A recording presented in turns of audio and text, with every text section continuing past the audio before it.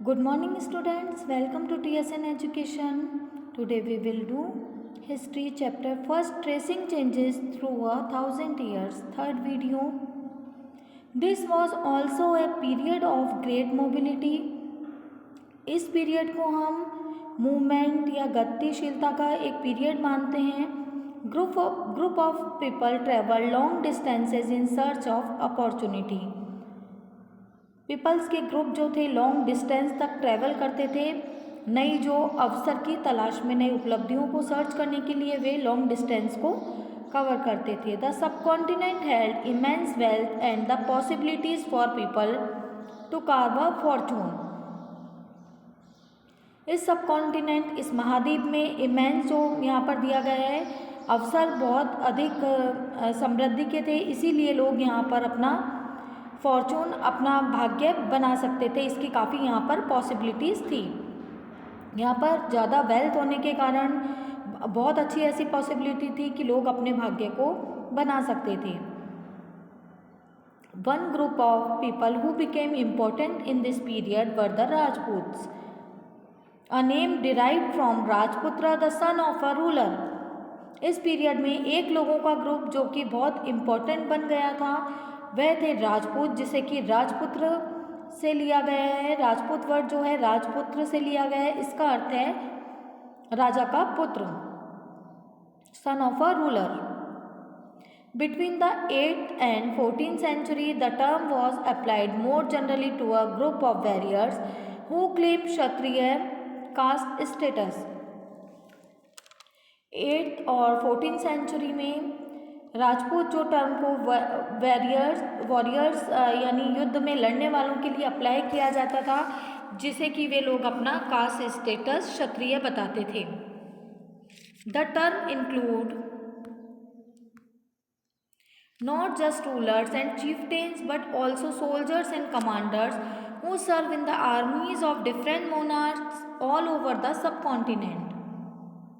Rajput term में केवल ruler, चीफ्टेन, सेना नायक ही नहीं आते थे, बल्कि उस सब कॉन्टिनेंट के डिफरेंट जो मोनार्क, कई राजाओं के जो कि आर्मी के जो उनके कमांडर्स होते थे, सोल्जर्स भी राजपूत जो टर्म है इसमें लिए जाते थे.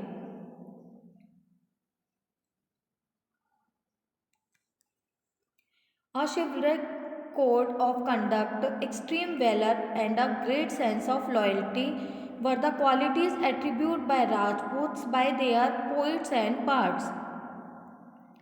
A chivalric code जो यहाँ पर बताया गया है,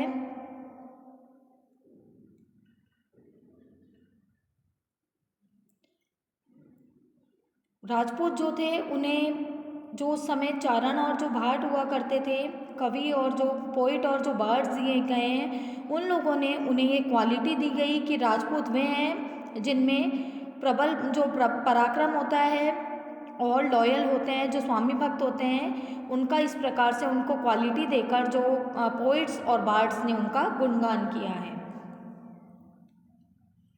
Other groups of people such as the Marathas, Sikhs, Jats, Ahoms and Kayast, a caste of scribes and secretaries, also used the opportunities of the age to become politically important. इसके अलावा भी कई ऐसे ग्रुप्स थे जो कि मराठा, सिख, जाट, अहोम और कायस्थ, जिनमें कि कायस्थ में वे ग्रुप जो कि लिपिक भी होते हैं और सेक्रेटरी जो मुंशी का वर्क भी करते हैं, उन्हें इन ग्रुप्स ने भी अपॉर्चुनिटी जो उस समय की थी उसे यूज़ किया और पॉलिटिकल रूप से ये भी इम्पोर्टेंट बन चुके थे.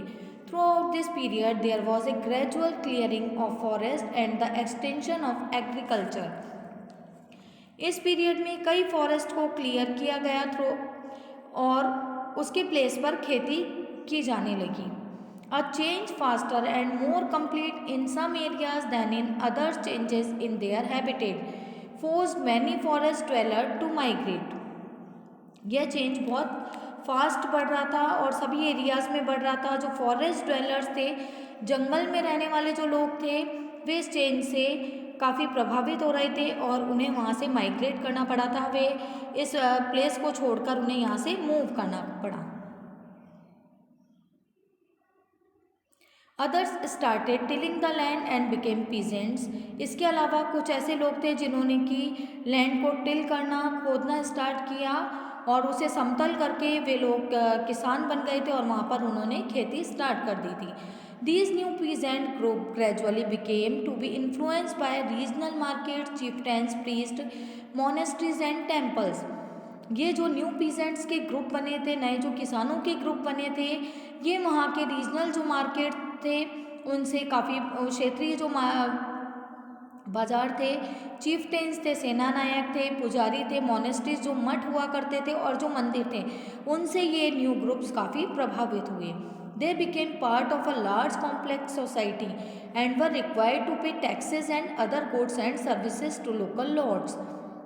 क्योंकि वे लोग इस लार्ज कॉम्प्लेक्स सोसाइटी, एक कठिन जो समाज था उसका पार्ट बन चुके थे, इसीलिए उन्हें यहाँ पर टैक्सेस पे करना होता था, कर चुकाना होता था और इसके अलावा या फिर कुछ गुड्स या सर्विस वहाँ के लोकल जो लॉर्ड्स होते हैं उन्हें देनी होती थी।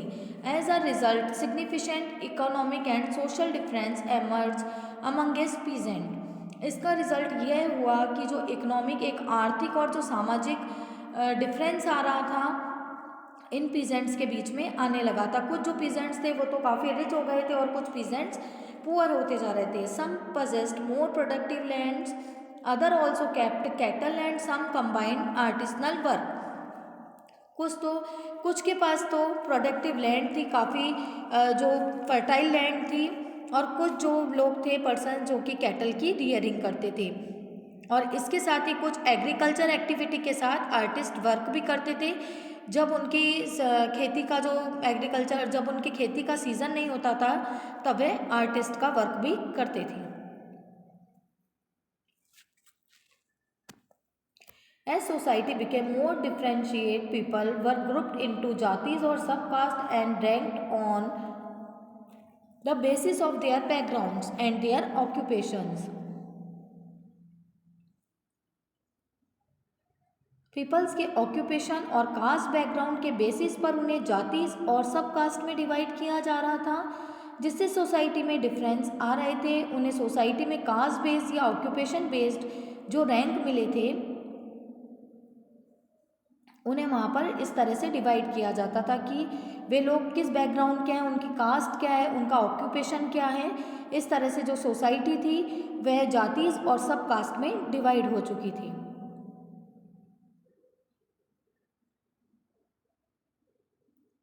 Rank were not fixed permanently and varied according to the power, influence and resources controlled by members of jatis. The status of a some jati could vary from area to area. जो rank मिले थे वे fixed नहीं थे। किसी cast के members के पास कितनी powers है, इन्फ्लुएंस उनका क्या प्रभाव है और जो रिसोर्सेस है उनके पास जो संसाधन है उनका कितना कंट्रोल है, इस बेसिस पर उनके जो रैंक थे वे चेंज होते रहते थे। एक ही कास्ट का किसी एरिया में कुछ स्टेटस दर्जा हो सकता है और अदर एरिया में उसका कुछ भी स्टेटस ना हो, कोई दर्जा ना हो, ऐसा भी हो सकता है। Jatis frame their own rules and regulations to manage the conduct of their members. These regulations were enforced by an assembly of elders described in some areas as the Jati Panchayat, but Jatis were also required to follow the rules of their villages. Several villages were governed by a chieftain. Together they were only one small unit of a state. जातीज अपने members को control करने के लिए अपने rules और regulations जो थे, जो नियम थे वह खुद बनाती थी। These regulations were forced by an assembly of elders. इन नियमों का पालन करने के लिए जो कास्ट के जो असेंबली के जो एल्डर्स होते थे, सभा के जो बड़े लोग होते थे, इन रेगुलेशंस को, इन नियमों को पालन करवाते थे। These regulations were enforced by an assembly of elders described in some areas as the जाति पंचायत। इसे कुछ एरियाज में जाति पंचायत के नाम से जाना जाता है। But जातीज were also required to follow the rules of their villages.